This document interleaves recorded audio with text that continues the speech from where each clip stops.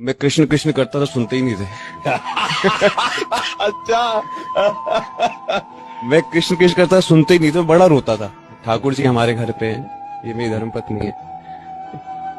तो मैं उनको कहता था, ठाकुर जी देखो, सब मैं तो आपका ही नाम जपता हूँ, मैं तो आपके ही आश्रित हूँ, तो अब आप क्या करें। सुनते ही नहीं थे।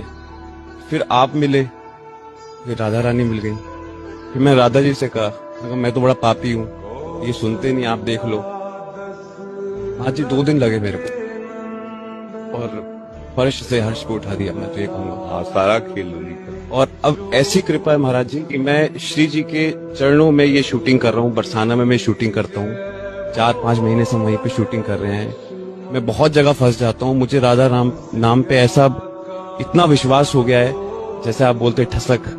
मैं बोलता हूँ, मैं कहीं भी फंसता हूँ, किसी भी चरित्र में कुछ भी दिखाने दर्शाने में कुछ